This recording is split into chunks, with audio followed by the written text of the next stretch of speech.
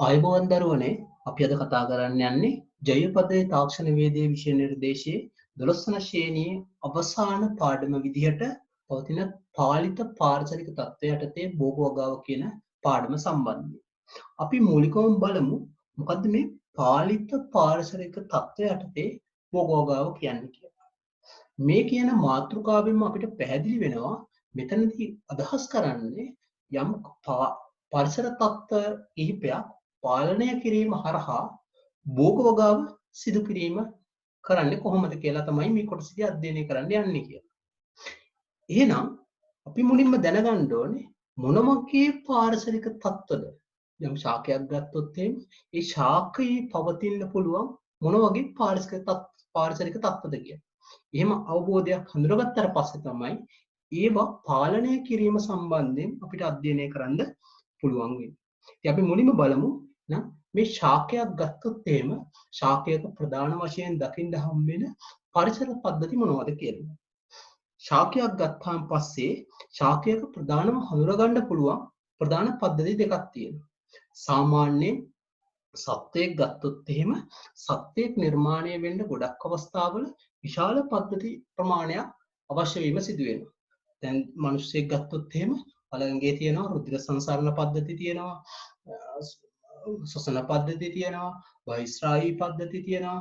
ඒ වගේ පද්ධති විශාල ප්‍රමාණයක් එකතු වෙලා තමයි මිනිස්සෙක් නිර්මාණය වෙන්නේ. මේ විදිහට විශාල පද්ධති ප්‍රමාණයක් එකතු වෙලා ජීවි සත්ත්වයක් නිර්මාණය වුණාට ශාකයක ප්‍රධාන වශයෙන් දකින්න හම් වෙන්නේ ප්‍රධාන පද්ධති දෙකක් පමණයි.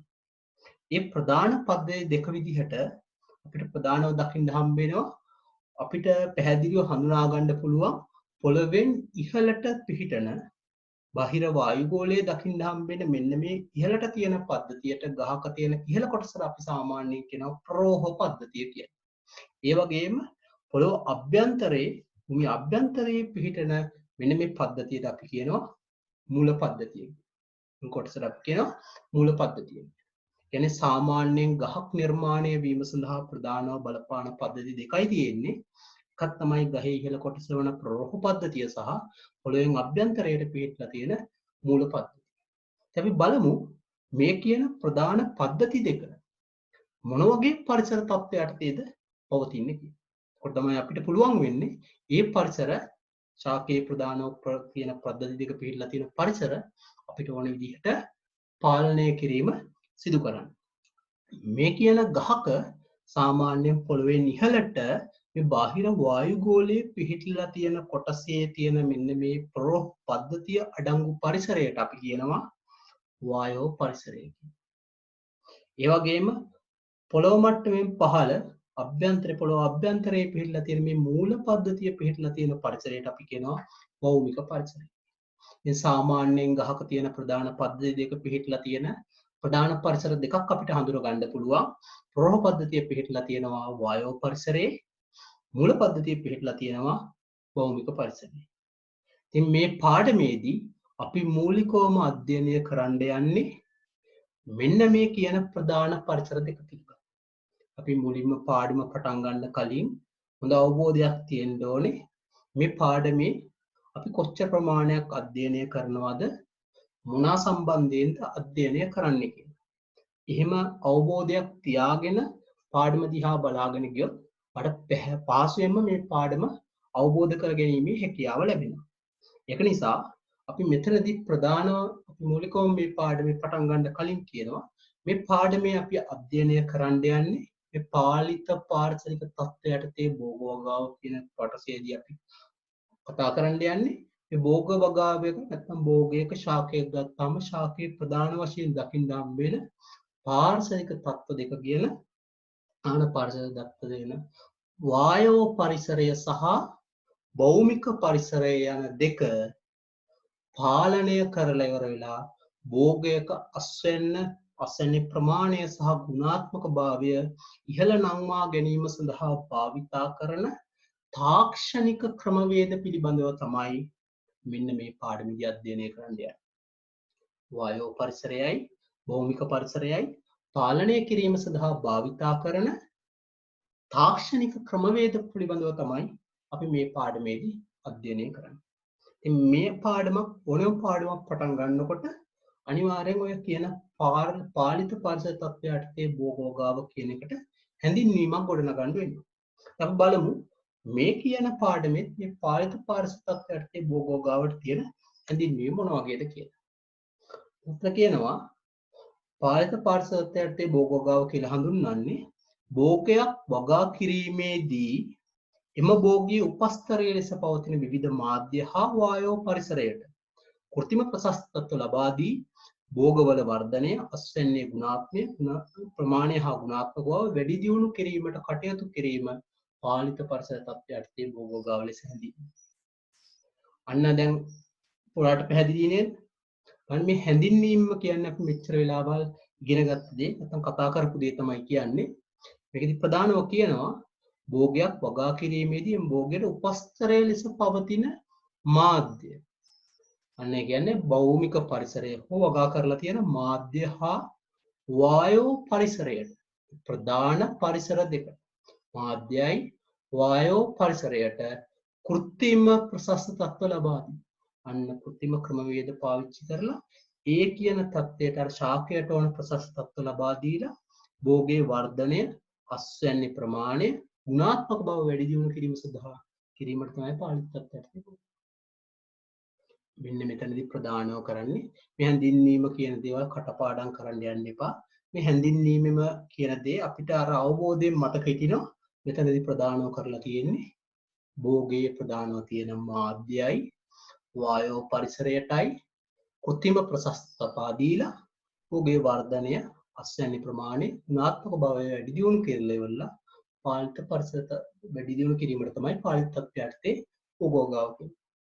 අන්න ඒ වගේ හැඳින්වීමක් තමයි පාලිත තත්ත්වයට භෝගෝගාව කියන එකට. මෙතනදී ප්‍රධානව කියවෙනවා ප්‍රධාන වශයෙන් පාලිත තත්ත්වයට භෝගෝගාවේදී පාලනය වෙන ප්‍රධාන පරිසර දෙකක් තියෙනවා කියලා. එකකට කියනවා වායෝ පරිසරය කියලා. අනිත් එකට කියනවා භෞමික පරිසරය කියලා. හෝ මාධ්‍ය කියලා. වගා කරන මාධ්‍ය. භෞමික පොළොවේ වගා කරන්නත් පුළුවන් පෝච්චියක වෙන මොකක් හරි මාධ්‍යයක් භාවිතා කරලා ඒ මාධ්‍ය වල වගා කරන්න පුළුවන් කොහොමවත් වගේ දෙයක් පාවිච්චි කරලා ඒක වගා කරන්න පුළුවන්. ඒ වගා කරන මාධ්‍ය ඒ වගා කරලා තියෙන මාධ්‍ය සහිත පරිසරය අපිට පාලනය කරන්න වෙන. ඒක පාලනය කරන පද්ධති දෙක වායෝ පරිසරයයි භෞමික පරිසරයයි. වායෝ පරිසරය කියලා කියන්නේ වායුගෝලයේ පිහිටලා තියෙන පරිසරය. මොනවාද මේ පරිසරයෙන් භෝගයකට පාලනය කරන්න වෙන මේ වායෝ පරිසරය දකින්න හම් වෙන සාධක? මේ සාධක පිළිබඳව ඔයාලගේ විෂය නිර්දේශයේ 12 වන ශ්‍රේණියේ පළවෙනි පාඩමෙම ඉගෙන ගන්න. පළවෙනි පාඩමේ කාලගුණය කියන පාඩමේ මේ වායුගෝලයේ දෛනිකව වෙනස් වන දේශගුණික සාධක සෙට් එකක් ඉගෙන ගන්න. දේශගුණික සාධක 6ක් ඉගෙන ගන්න. ඒ දේශගුණික සාධක නෙමෙයිද මේ වායෝ පරිසරයේ වෙනස් වෙන සාධක විදියට තියෙන්නේ? නැත්නම් මේ භෝගයකට අහිතකර විදියට හෝ හිතකර විදියට බලපෑම් ඇති කරන්නේ මෙන්න මේ සාධක නෙමෙයිද? ඒ දේශගුණික සාධක නෙමෙයිද? අන්න මේ වායෝ පරිසරයේ බලපාන පරිසරික සාධක නැත්නම් පරිසරික තත්ත්ව විදියට තියෙන්නේ අර පළවෙනි පාඩමේ අධ්‍යයනය කරන දේශගුණික සාධක. ගහකට අහිතකර විදියට බලපාන්න පුළුවන් වර්ෂාපතනය කියන දීර්ඝ වහින කාලයට අපිට වගා කරන්න බැරි වෙනවා. අධික උෂ්ණත්වයේ වැඩිවීම නිසා සූර්යාලෝකයේ වැඩිවීම නිසා වගාවට අහිතකර විදියට ගස් වියලීමට පාත්‍ර වීම සිදු වෙන්න පුළුවන්. අධික සුළං වල බලපෑම් ඇති වෙන්න පුළුවන්. අන්න ඒ විදියට අහිතකර විදියට බලපෑම් ඇති කරන මේ වායෝ පරිසරයේ තියෙන මෙන්න මේ දේශගුණික සාධක ටික පාලනය කරන එක තමයි මේ වායෝ පරිසරය පාලනය කිරීම. අපි මේ කියන දේශගුණික සාධක අර පළවෙනි පාඩමේ අපි ඉගෙන ගත්ත දේශගුණික සාධක ටික මේ ගහක වර්ධනයට උචිත වන විදිහට පාලනය කරන්නේ කොහොමද කියලා අපි ඉදිරියේදී කතා කරමු. ප්‍රධානව කතා කරන්නේ අර වායෝ පරිසරයේ ස්වභාවිකව දකින්න හම්බෙන වර්ෂාපතනය, සූර්යාලෝකය, සුළංග, උෂ්ණත්වය, සාපේක්ෂ ආර්ද්‍රතාවය වගේ සාධක කොහොමද මේ ගහට හිත කරන විදියට පාලනය කරන්න කියන එක තමයි මේ වායෝ පරිසරය පාලනය කිරීම කියන කොටසේ ඉන්නේ. භෞමික පරිසරය පාලනය කරන්නේ ගහේ මූල පද්ධතියේ තියෙන පොළව වෙන්න පුළුවන්, වගා කරන මාධ්‍ය වෙන්න පුළුවන් හිතකර විදියට පාලනය කරන්න. අන්න ඒ කියන තත්ත්ව දෙක තමයි මේ පාඩමේදී ප්‍රධාන අධ්‍යයනය.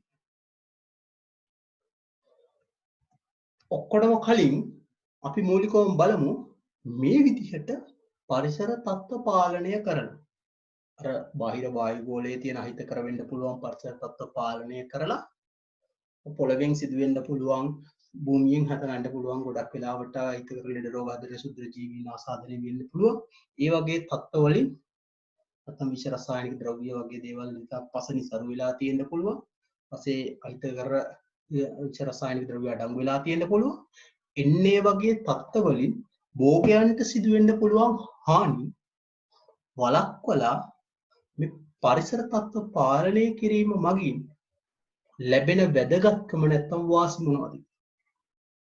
එම් වාසි ගත්තාම පස්සේ මෙන්න මේ විදිහට අපි ආරක්ෂිත පරිසරයක් යටතේ මේ කියන භෝගයක් හැදුවාන් පස්සේ එතන අපිට පුළුවන් ඉහළ අස්වැන්නක් ලබා ගැනීම සිදුවන්න. කෘමි සතුන්ගෙන් පලිබෝධ සතුන්ගෙන් සිදුවෙන්න පුළුවන් හානි වලින් ආරක්ෂා කර ගැනීම සිදු කරන්න.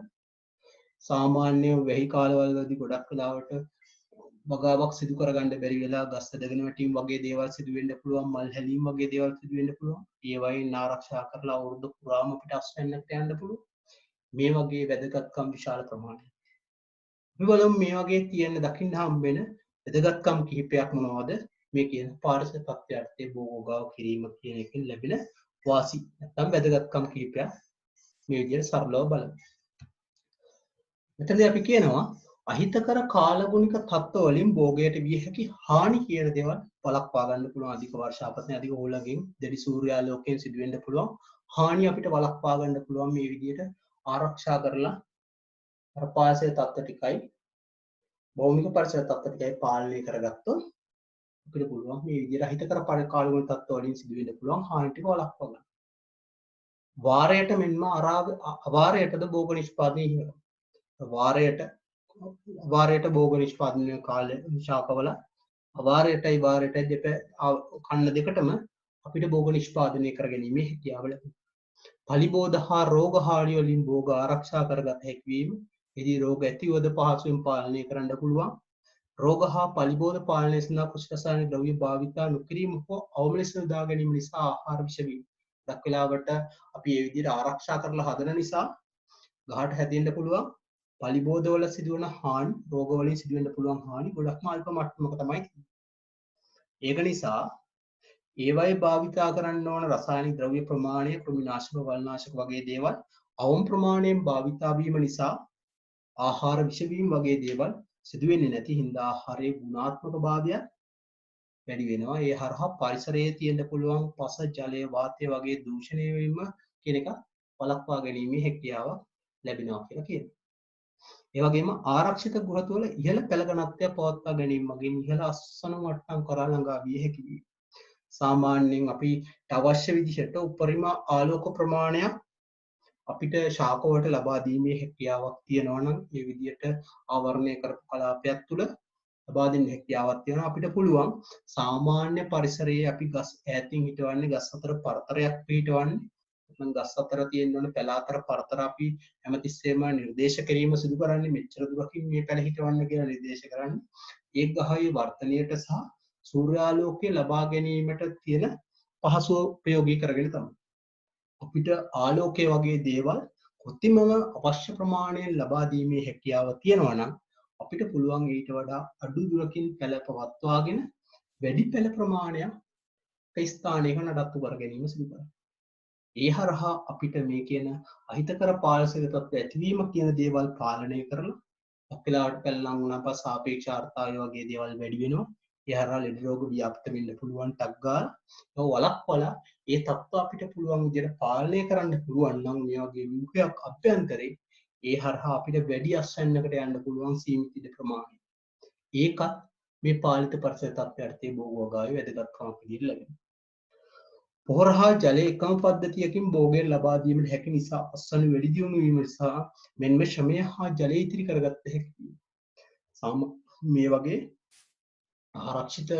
ආරක්ෂා කරලිවල පරිසර තත්ත්ව වලින් ආරක්ෂා කරගන්න හදන ව්‍යුහ අභ්‍යන්තරයේ ගොඩක් වෙලාවට ජල සම්පාදන පද්ධති තමයි පාවිච්චි වෙන්නේ. ඒවයි ජලය පොහොර කියන දේවල් එකට මිශ්‍ර කරලා දියර පොහොර වගේ දේවල් තමයි පාවිච්චි කරන්නේ. ඇල්බර්ට් පොහොර මිශ්‍රණ වගේ පොහොර මිශ්‍රණ තමයි භාවිතා කරන්නේ. ඒව ජලය සමග දිය කරලා ජලය සහ පොහොර එකම අවස්ථාවේදී නල මාර්ග හරහා ගිහිල්ලා ශාකයේ මුලටම වැටීම සිදු වෙනවා. ඒක නිසා මේ වගේ පද්ධති භාවිතා කරලා ජල සම්පාදනය කරන ස්වයංක්‍රීය කරන පද්ධති පිහිටවල තියෙන නිසා ගොඩක් අවස්ථාවල මේ වගේ පද්ධතියක් කරහා යන ශ්‍රමය වගේ දේම ජලය වගේ දේවල් ඉතිරි කර ගැනීමේ හැකියාවල් ලැබෙනවා කියලා ඒකත් වාසියක් විදියට ගන්න. ඒ වගේම පාංශු කාදනය වගේ දේවල් අවම කරගන්න පුළුවන්. වගා ලෙස වගාව පවත්වා ගන්න පුළුවන්. ඉදවුම් භාවිතය අවම කිරීම නිසා වගාවේ කාර්යක්ෂමතාව ඉහළගයක් ගන්න. කෘෂි රසායනික ද්‍රව්‍ය වගේ දේවල් භාවිතා කරන ප්‍රමාණය වගේ අවම වෙන නිසා එක ශේෂ්ඨ ලබා ගන්න පුළුවන්. අස්වැන්නේ ප්‍රමාණයක් වැඩි වෙන හින්දා ලැබෙන ලාභය පවා වැඩි වීම සිදු වෙනවා. කාර්යක්ෂමතාව ඉහළ අගයකින් පවත්වා ගැනීමේ හැකියාව. වෙළඳපොළ ඉල්ලුම හා මිල අධික වන පරිදි ගුණාත්මක වස්තුන් ලබා ගැනීමේ හැකියාවක් තියෙනවා. කෘමි පලිබෝධ සතුන්ගෙන් හානි වෙන එක වළක්වනවා. ඒ වගේම ගස් උපරිම ප්‍රභා සංශ්ලේෂණ ප්‍රමාණයක් සිදු කරන අවස්ථාවක උපරිමයෙන් ලැබෙන හින්දා නිසා පිරිපුන් ගුණාත්මක ඉහළ අස්වැන්නක් අපිට හැමතිස්සෙම ගන්න පුළුවන්. ඒක නිසා ඒ වගේ පාලිත පරිසර තත්ත්වයට වගා කිරීමෙන් අපිට මිල අධික හොඳ ඉල්ලුමක් තියෙන වෙළඳපොළ භාණ්ඩ නිෂ්පාදනය කිරීමේ හැකියාවක් ලැබෙනවා.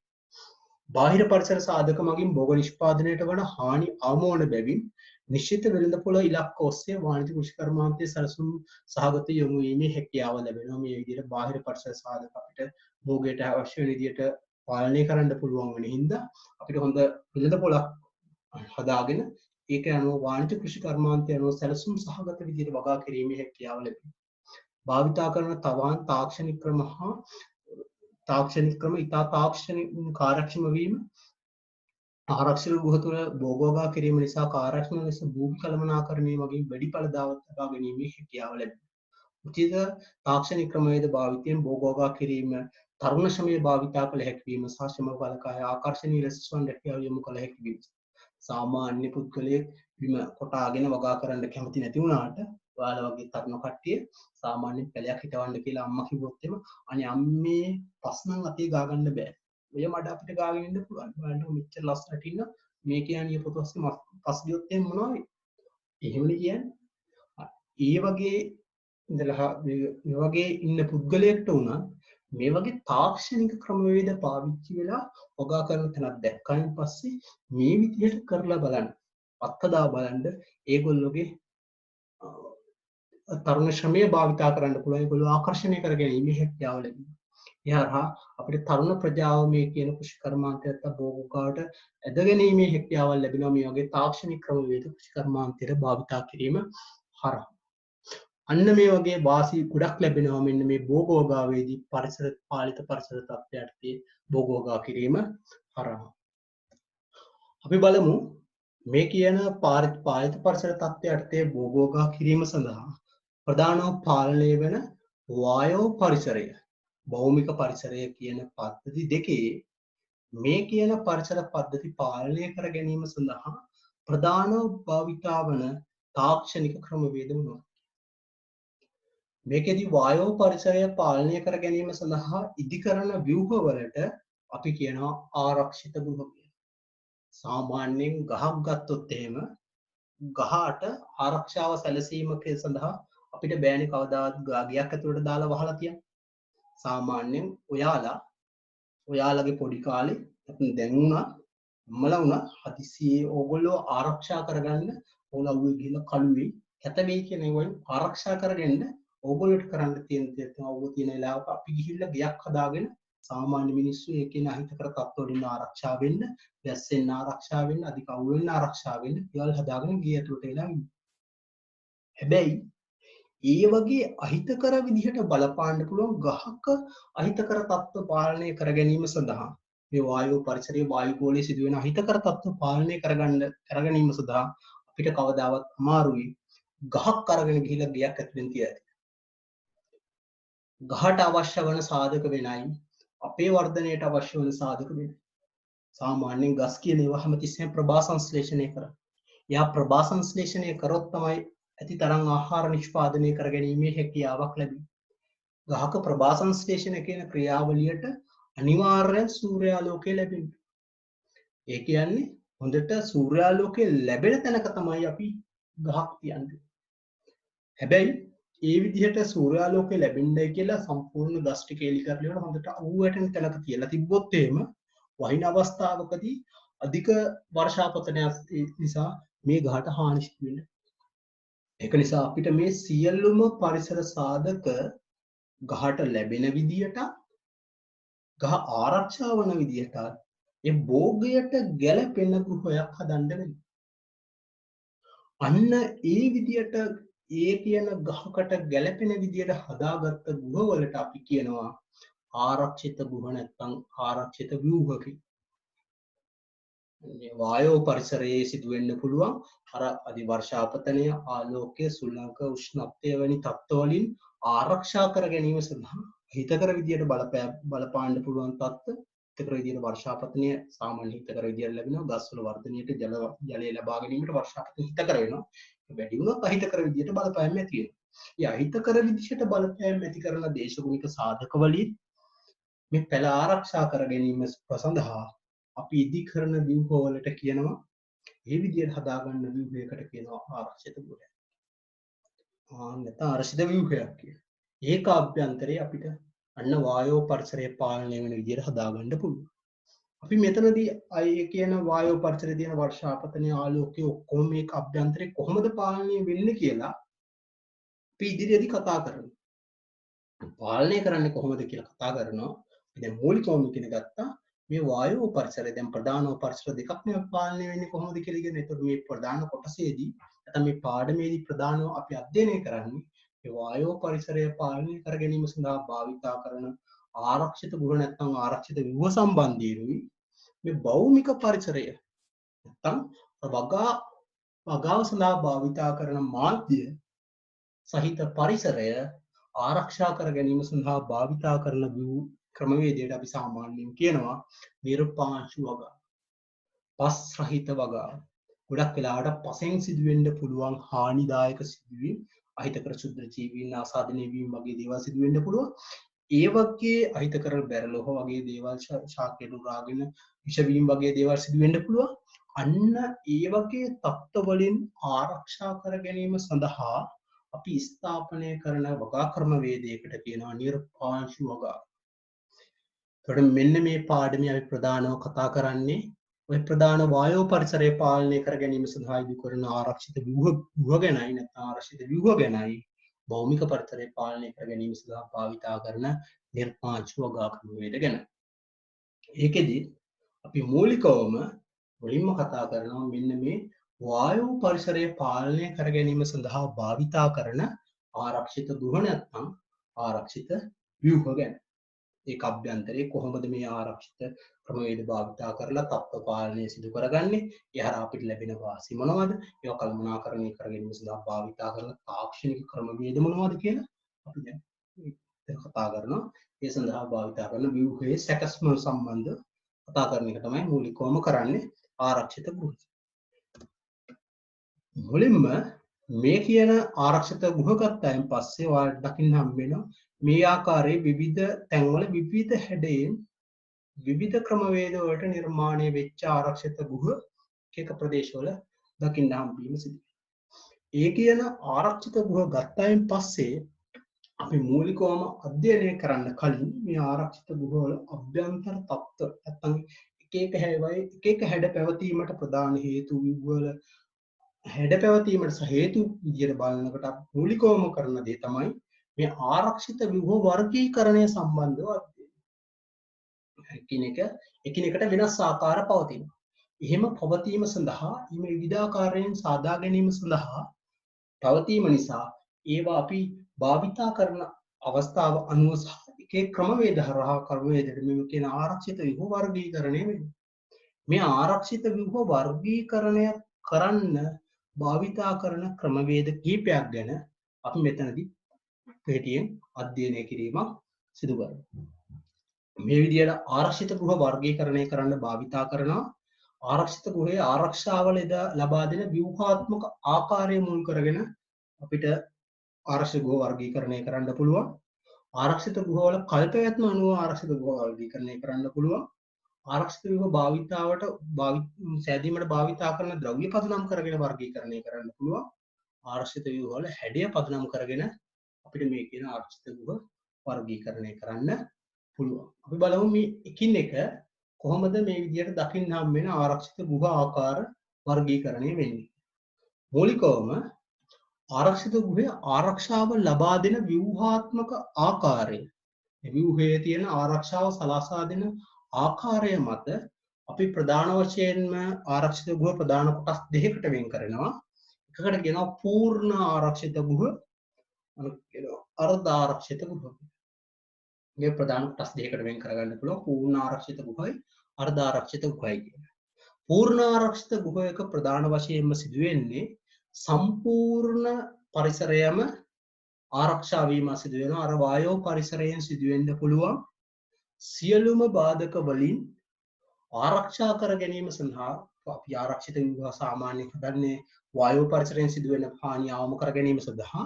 ඒ වායෝ පරිසරයෙන් සිදුවෙන සියලුම දේශගුණික සාධක වලින් සිදුවෙන්න පුළුවන් හානි අවම වන විදියට හදනවට අපි සාමාන්‍යයෙන් කියන පූර්ණ ආරක්ෂිත ගෘහ. මේවා සිවිලි කිරීම සඳහා සාමාන්‍යයෙන් පාවිච්චි කරන්න පුළුවන් පොලිතීන් වගේ දේවල් භාවිතා කරලා සිවිලි කිරීම සිදු කරන්න පුළුවන්. එහෙම නැත්නම් වහලට පොලි කාබනේට් වගේ දේවල් භාවිතා කරලා සිවිලි කරලා වගේ ආරක්ෂක ගෘහ ඉදි කරන්න පුළුවන්. දැන් වීදුරු වලින් පූර්ණ ආරක්ෂක ගෘහ නිර්මාණය කරන්න. අන්න දැන් සම්පූර්ණයෙන් ඒ පරිසරය වහලා තියෙන්නේ. ඒ කියන එක සම්පූර්ණයෙන් හුදකලා කරලා ඉවරලා සම්පූර්ණ කාමරයක් අරගෙන ඒකේ ජනෙල් ඔක්කොම වහලා ඉවරලා ඔක්කොම ගණන් දොරල් ඔක්කොම වහලා ඔයාලා ඇතුළට දාලා වහලා තිබ්බා වගේ තමයි. එහෙම සාමාන්‍යයෙන් ඉන්න අමාරුයි නේද? අපිට උනත් සාමාන්‍ය කාමරයක් ඇතුලේ දොරවල් ජනෙල් ඔක්කොම වහලා ඉවරලා තියෙන පොඩි සිදුරු පවා ඔක්කොම වැහුවොත් එහෙම එක අභ්‍යන්තරේ ඉන්න අමාරුයි අපහසුයි. ටික වෙලාවක් යනකොට තැම්බෙනවා, හුස්ම ගන්න අපහසුතාවය ඇති වෙනවා. වාතය තියෙන ප්‍රමාණය සීමා සහිත වෙනවා. අන්න ඒ වගේ තත්ත්ව ඇති වෙන්න පුළුවන්. මෙතනදී අපි කරන්නේ ඒ වගේ ශාකයක් සම්පූර්ණයෙන්ම වායෝ පරිසරයෙන් වෙනස් වන විදියට සම්පූර්ණයෙන්ම ව්‍යුහයක් හදලා වීදුරු වලින් වෙන්න පුළුවන්, පොලිකාබනේට් වෙන්න පුළුවන්, පොලිතීන් වලින් වෙන්න පුළුවන් සම්පූර්ණ කොටසක් වහලා. මෙන්න මේ විදියට සම්පූර්ණම කොටසක් වහලා ඒ වහගත්ත පද්ධතියේ අභ්‍යන්තරයේ තියෙන තත්ත්ව පරිසර තත්ත්ව සාමාන්‍යයෙන් ගහට උචිත වන විදියට අපිට වෙනස් කරන්න වෙනවා. ඒ විදියට ලැබෙන විදියට මේක අභ්‍යන්තරයේ උෂ්ණත්වය, සාපේක්ෂ ආර්ද්‍රතාවය, ලැබෙන ආලෝක ප්‍රමාණය වගේ දේවල් සියල්ලම අපි අවශ්‍ය විදියට විවිධ තාක්ෂණික ක්‍රමවේද භාවිතා කරලා පාලනය කරන ගෘහවලට අපි කියනවා පූර්ණ ආරක්ෂිත ගෘහ. අන්න ඒ වගේ පාවිච්චි කරන ගෘහවලට පූර්ණ ආරක්ෂිත ගෘහ. මේවයි සාමාන්‍යයෙන් ගත්තාම පස්සේ විද්‍රව්‍ය විදියට පොලිතීන් භාවිතා වෙනවා. මේ වගේ පොලිතීන් භාවිතා කරන ගෘහවල පොලිකාබනේට් පහලා තියෙන ඒවා පොලිකාබනේට් වලින් සම්පූර්ණයෙන් වැහෙනවා. වීදුරු වලින් ආවරණ වේවය සම්පූර්ණ වීදුරු වලින් නිර්මාණය වෙලා සම්පූර්ණ උදකලා වුණා. සාමාන්‍යයෙන් පොලිතීන් වලින් භාවිතා කරන ඒවායේ පැතිබිත්ති වලට සාමාන්‍ය සෞම්‍ය කලාපීය රටවල නම් පොලිතීන් එක සම්පූර්ණයෙන් වහනවා. වහලා වුණා සාමාන්‍ය කාලයේදී ගොඩක් වෙලාවට සෞම්‍ය කලාපීය රටවල බ්‍රිතාන්‍ය වගේ රටවල්, ඇමරිකාව වගේ රටවල් වල තමයි ගොඩක් වෙලාවට මේ කියන සෞම්‍ය කලාපීය රටවල් පුද්ගලයෝ තමයි මේ කියන ආරක්ෂිත ගෘහ මුලින්ම ඉදි කරන්න කටයුතු කරේ. ඒකට ප්‍රධාන හේතුවක් තිබ්බා. සාමාන්‍ය ඒගොල්ලෝගේ යම් කාල සීමාවකදී වෙන ප්‍රධාන දෙයක් තමයි යම් කාල සීමාවකදී හිම වැටීම කියන එක සිදු වෙනවා. මේ හිම වැටෙන්න පටන් ගත්තායින් පස්සේ කියන අධික වර්ෂාපතන තියෙන කාල සීමාවල් තියෙනවා, හිම වැටෙන කාල සීමාවල් තියෙනවා. ඒ කාල සීමාවේදී මේගොල්ලන්ට වගා කිරීම කටයුතු සිදු කරගන්න බැරි වෙනවා. ඒගොල්ලෝගේ වගා කරලා තියෙන භෝග වලට විශාල වශයෙන් හානි සිදු වෙනවා. මේ හානි සිදු වුණත් මේගොල්ලන්ට සාමාන්‍ය ඒ කාල සීමාවේදී වගාව සිදු කරගන්න වෙනවා මොනවා හරි ක්‍රමවේද භාවිතා කරලා. එහෙම නැති වුණොත් ඒ රටේ තියෙන ආහාර සුරක්ෂිතතාවය නැති වෙලා යනවා. පුද්ගලයන්ට ඛණ්ඩ ආහාර නැති වෙනවා. මිනිස්සුන්ට අවශ්‍ය ආහාර ටික නිෂ්පාදනය කරගන්න නම් මොනවා හරි ක්‍රමවේදයක් භාවිතා කරලා මේගොල්ලන්ට මේ කියන වගාව සිදු කරන්න වෙනවා. ඒ කියන ප්‍රශ්නයට විසඳුමක් විදියට තමයි මූලික වශයෙන් මේ සෞම්‍ය කලාපීය රටවලින් තමයි බිහි වුණේ මේ කියන ආරක්ෂිත ගෘහ ඉදි කරන්නේ. ඒගොල්ලෝ මූලිකවම හදාගත්ත ගෘහයේ සම්පූර්ණ කරපු වැඩේ තමයි එල සම්පූර්ණ ප්‍රදේශයම ඒ කියන්නේ වගාවට භාවිතා කරන සම්පූර්ණ ප්‍රදේශයම විවිධ ව්‍යුහ භාවිතා කරලා සම්පූර්ණයෙන්ම වැහුවා. ඉටිකොල භාවිතා කරලා වැහුවා. මේ වගේ පොලිකාබනේට් වර්තමානයට පොලිකාබනේට් වගේ දේවල් ආවා. විදුරු වගේ දේවල් පාවිච්චි කරලා සම්පූර්ණ ව්‍යුහය වහපු එක තමයි කරන්නේ. වහලා ඒ වහල අභ්‍යන්තරයේ තියෙන ඉඩ ප්‍රමාණය මේක අභ්‍යන්තරයේ තියෙන මේ පරිසරය ඊට පස්සේ අර ශාකවලට උපරිම අවස්ථාවල් ලැබෙන වෙන විදිහට නඩත්තු කරපු එක තමයි ප්‍රධානම සිදුවීම. අර මේ අර හිම වගේ පතන වන කාලවලදී හිම වලින් ආරක්ෂා වෙලා වගාව Tamanට ඕන විදිහට දීර්ඝ කාලීනව සිදු කර ගැනීමේ හැකියාවක් මෙන්න මේ ක්‍රමවේදවලදී ලැබුණා. ඒ සඳහා විවිධ ක්‍රමවේද ඒගොල්ලෝ පාවිච්චි කරා. මේ පොලිතීන් වලටින් සාමාන්‍ය මේ සම්පූර්ණ පොලිතීනේ වහපුවන් පස්සේ යම් කාල ශීත කාලයේදී සම්පූර්ණ පොලිතීන් වලින් බහලා තියන්න පුළුවන්. හැබැයි යම් කාල සීමාවක් වෙන උෂ්ණ අධික කාල සීමාවක් වෙනවා. මේ උෂ්ණ අධික කාල සීමාවෙදී සාමාන්‍ය කියන හොඳින් ඉර පායලා තියෙන කාල සීමාවෙදී ශක්තිය වැඩි වෙනවා. මේ කාල සීමාවෙදී මේ සම්පූර්ණ ඉටිකොලයකින් වහලා තිබ්බොත් එන්නේ වැඩි තමයි මේක අභ්‍යන්තර උෂ්ණත්වය ඉතා ශීඝ්‍රයෙන් ඉහළ යනවා. ඒක පාලනය කරගන්න කරපු වැඩේ තමයි මේගොල්ලෝ සාමාන්‍ය මෙන්න මේ පැතිබිත්ති වල භාවිතා කරන ඉටිකොලේ අපි සෑමතිස්සෙම ඒගොල්ලෝ නිර්මාණය කරගත්ත ඒකෝගේ උෂ්ණත්වය පාලනය උෂ්ණත්වය වැඩි වෙන කාල සීමාවෙදී ඉහළට ඔසවන්න පුළුවන්. ඒ විදිහට පැතිබිත්ති ඉහළට ඔසවපුවාන් පස්සේ අභ්‍යන්තර පරිසරය සම්පූර්ණ එකපාරටම බාහිර වායු ගෝලයට නිරාවරණය වෙන නිසා කෘමි සතුන් වගේ සතුන්ගෙන් හානි සිදු වෙන්න පුළුවන්. ඒක වළක්වා ගැනීම සඳහා මෙන්න මේ කියන පැතිබිත්ති වලට යල ඉටිකොලේට අභ්‍යන්තරයෙන් පැතිබිත්ති වලට භාවිතා කරා කෘමි ප්‍රතිරෝධී දැල්. කෘමි ප්‍රතිරෝධී දැල් භාවිතා කිරීම සිදු කරා කෘමීන්ට ඇතුළු වීමට හැකියාවක් නැති කුඩා සිදුරු වලින් සමන්විත දැලක් භාවිතා කිරීම සිදු කරා. ඒ විදිහට භාවිතා කරලා විවිධ ක්‍රමවේද උපයෝගී කරගෙන හදාගත්ත අභ්‍යන්තරයේ පරිසර තත්ත්ව සම්පූර්ණයෙන්ම ආරක්ෂා කරන්න පුළුවන් ව්‍යුහ වලට අපි සාමාන්‍යයෙන් කිව්වා පූර්ණ ආරක්ෂිත ගෘහ. ඒ වගේම ආරක්ෂාව ලබා දෙන ව්‍යුහාත්මක ආකාරය මත බෙදෙන අනෙක් කොටස තමයි අර්ධ ආරක්ෂිත ගෘහ. මේ අර්ධ ආරක්ෂිත ගෘහවලදී ප්‍රධාන වශයෙන්ම සිදු වෙන්නේ අර මේ කියන පූර්ණ ආරක්ෂිත ගෘහවල සම්පූර්ණ පරිසර සත්ත්ව සියල්ලම පාලනය වුණා මේ කියන අර්ධ ආරක්ෂිත ගෘහවල ප්‍රධාන වශයෙන් පාලනය කරන්නේ ඒ තිබ්බ පරිසර සාධක වලින් කිහිපයක් විතරක් පාලනය කරගන්න පුළුවන් වන විදිහට තමයි හදා ගැනීම සිදු කරන්නේ. මේ කියන වැස්සෙන් ආරක්ෂා වීම සඳහා ඉහළින් පොලිතීන් එකක් පමණක් පාවිච්චි කරලා පැතිබිත්ති ඇරලා හදාගත්ත මේ වගේ පොලිතීන් වහල් සහිත ගෘහ තියෙන්න පුළුවන්. ඒ වගේම මේ වගේ net house දැල් ගෘහ තියෙන්න පුළුවන්. සාමාන්‍යයෙන් අපේ උන ලංකාවේ පාවිච්චි කරන රෙන්තූරියම් වගා කරන්න ගන්න සෙවණ දැල් ගෘහ ගත්තාන් පස්සේ ඒවා අර්ධ ආරක්ෂිත ගෘහ. ඒක අභ්‍යන්තරයට වහින කාලවලදී වැස්සෙන් තෙමීමට ලක් වෙනවා. ලැබෙන ප්‍රමාණය සාපේක්ෂව අඩු වෙන්න පුළුවන්. හැබැයි දීර්ඝ කාලයක දිගට වැස්සොත් එහෙම ලැබෙන ප්‍රමාණය සාපේක්ෂව වැඩි වෙනවා. ඉතින් මේ වගේ තැන් ගොඩක් වෙලාවට පාවිච්චි කරලා සෙවණ ලබා ගැනීම සඳහා ආලෝකය ලැබෙන ප්‍රමාණය අවම කර ගැනීම සඳහා භාවිතා කරන අර පරිසර සාධක වලින් සියල්ලම නොඋනත් කීපයක් ආරක්ෂා කීපයකින් ආරක්ෂා කරගෙන එතනට ගැළපෙන විදිහට අවශ්‍ය තත්ත්ව විතරක් පාලනය කර ගැනීම සඳහා භාවිතා කරන ව්‍යුහ වලට අපි සාමාන්‍යයෙන් කියනවා අර්ධ ආරක්ෂිත ගෘහ. ප්‍රධාන වශයෙන් ආරක්ෂිත ගෘහයේ ආරක්ෂාව ලබා දෙන ව්‍යුහාත්මක ආකාරය මුල් කරගෙන ප්‍රධාන කොටස් දෙකකට බෙදෙනවා.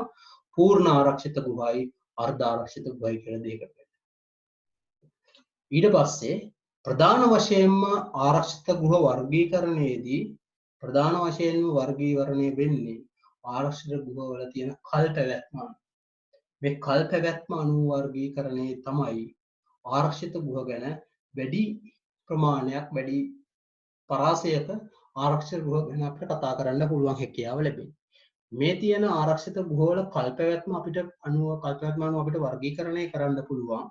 ස්ථීර ව්‍යුහ, අර්ධ ස්ථීර ව්‍යුහ, తాවකාලික ව්‍යුහ කියලා ප්‍රධාන කොටස් තුනක් යනවා.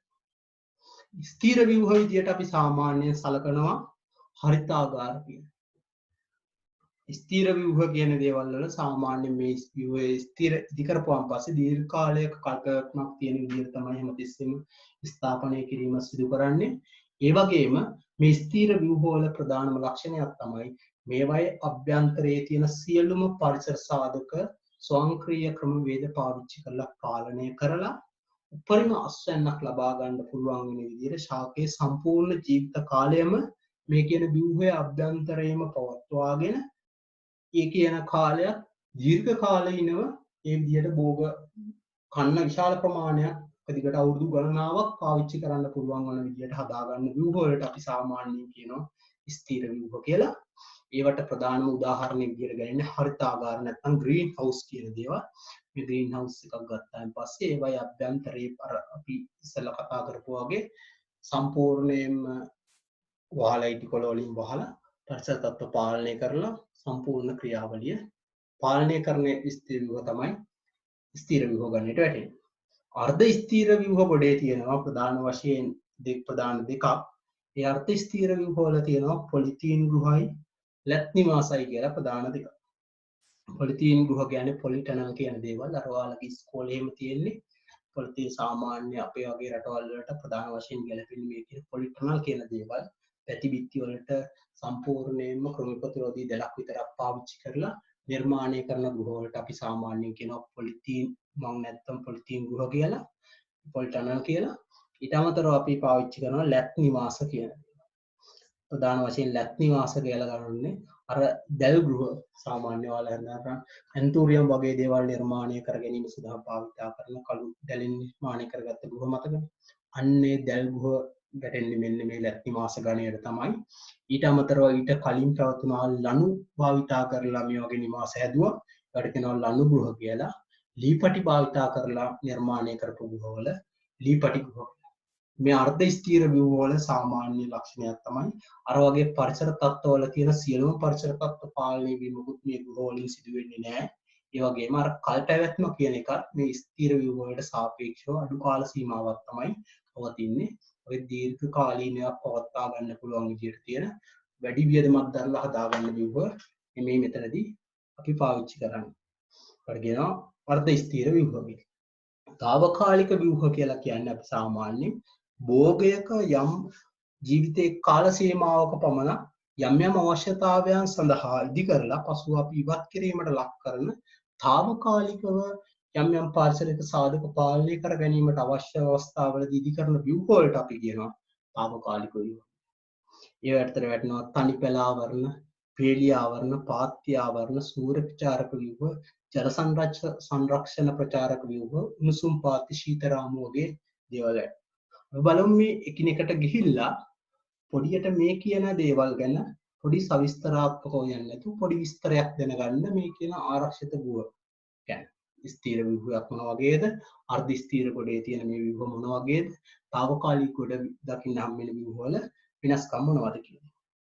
ඒතනේදී අපි ප්‍රධාන වශයෙන්ම කතා කරනවා ආරක්ෂිත ව්‍යුහ වල කල්පවැත්ම අනුව ප්‍රධානව වෙන් කරන තැනේ තියෙනවා ස්ථීර ව්‍යුහ විදිය. ස්ථීරව සාධන ලද ව්‍යුහයක් විදියට තමයි හරිතාගාර ගණන්නේ. මේ හරිතාගාරයක් ගත්තාන් පස්සේ මේවා සම්පූර්ණයෙන් පොලිතීන් වලින් වහලා ආවරණය කරලා තමයි තියෙන්නේ. මේ ආවරණය කරලා තියෙන පරිසරයේ අභ්‍යන්තරයේ තියෙන සියලුම පරිසර සාධක අර භෝගයට අවශ්‍ය වන විදිහට පාලනය කර ගැනීම සඳහා විවිධ ක්‍රමවේද පාවිච්චි කරලා ඉවර වෙලා මේවායේ අභ්‍යන්තරයේ පරිසර තත්ත්ව කළමනාකරණය කරනවා. උෂ්ණත්වය වැඩි වෙනකොට ඒ අවස්ථාවේදී විවිධ අභ්‍යන්තරයේ තියෙන උෂ්ණත්වය වැඩි වෙච්ච වාතයේ විවිධ ක්‍රමවේද පාවිච්චි කරලා එළියට ඇදලා ඉවත් කර ගැනීම සිදු කරනවා. ජල සම්පාදනයේ සම්බන්ධ ස්වයංක්‍රීය ජල සම්පාදන ක්‍රමවේද පාවිච්චි කරලා ජලය අඩු වෙනවත් එක්කම ජලය මිහිදුම් ආකාරයට සහ මුල් වලට ජලය සැපයීම සිදු කරනවා. සාපේක්ෂ ආර්ද්‍රතාවය අඩු වෙනකොට මිහිදුම් ආකාරයට ජලය එකක් විදිහට සීම සිදු කරනවා. ඒවා ඔක්කොම ස්වයංක්‍රීයව පාලනය කර ගැනීම සඳහා හදාගත්ත ව්‍යුහයක් තමයි මෙන්න මේ ස්ථීර ව්‍යුහ විදියට තියෙන මෙන්න මේ හරිතාගාරය. මේ වයි කල් පැවැත්මත් ඉතාම දීර්ඝ කාලයක් තියෙන විදියට අධික වියදමක් දරලා ඉවර වෙලා ඉදි කරන ව්‍යුහ තමයි. මේ දීර්ඝ කාලීන පැවැත්මක් උදෙසා තමයි මේවා හැමතිස්සෙම ඉදි කිරීම සිදු කරන්නේ. දෙවැනියට තියෙන ප්‍රධානම ආකාරය තමයි අර්ධ ස්ථීර ව්‍යුහ. ස්ථීර ව්‍යුහයට සාපේක්ෂව අඩු කාලයක් කල් පවතින විදිහට නිර්මාණය කරගත්ත ව්‍යුහ තමයි කියන්නේ වැඩි වියදමක් දරන්නේ නැතුව ඒ අවශ්‍ය තැනට ගැලපෙන විදිහට නිර්මාණය කරගත්ත ව්‍යුහ ටික තමයි අපි කියන්නේ අර්ධ ස්ථීර ව්‍යුහ කියලා ඉවරලා මේ කියන අර්ධ ස්ථීර ව්‍යුහ ගණයට වැටෙනවා ප්‍රධාන වශයෙන් ප්‍රධාන දෙකක් තියෙනවා අපි කලින් කතා කරා පොලිතීන් ගෘහ නැත්නම් පොලිටනල් කියන දේ. අර ඔයාලගේ ඉස්කෝලේ නිර්මාණය කරලා තියෙන පැල ගෘහයක් පොලිටනල් එකක් විදිහට තමයි ගෙනෙන්නේ. ඒ කියන පොලිටනල් එකේදී ප්‍රධාන වශයෙන් කරන්නේ වහලයට භාවිතා කරන්නේ අර පාරජම්බූල කිරණ වලට ප්‍රතිරෝධී පොලිතීනයක් ඉහළට දාන්න.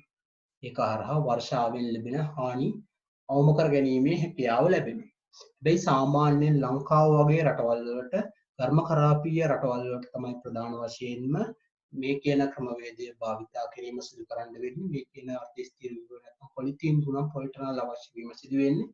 ප්‍රධාන ලක්ෂණයක් තමයි මේවායේ අභ්‍යන්තර සාමාන්‍ය සමඛ්‍යාශිත රටක් ශ්‍රී ලංකාව වගේ රටක් ගත්තාන් පස්සේ දවල් කාලයේදී විශාල වශයෙන් උෂ්ණත්වය වැඩි වෙනවා. ඉතින් අපි මේක සම්පූර්ණයෙන්ම පොලිතීනයකින් වහලා තිබ්බොත් අභ්‍යන්තරයට පැමිණෙන සූර්යාලෝකයට පිටතට යන්න බැරි වෙලා දවල් කාලයේදී මේක අභ්‍යන්තරයේ ශාක්‍යයකට දරාගත නොහැකි විදිහට උෂ්ණත්වය වැඩි වෙන්න පුළුවන්.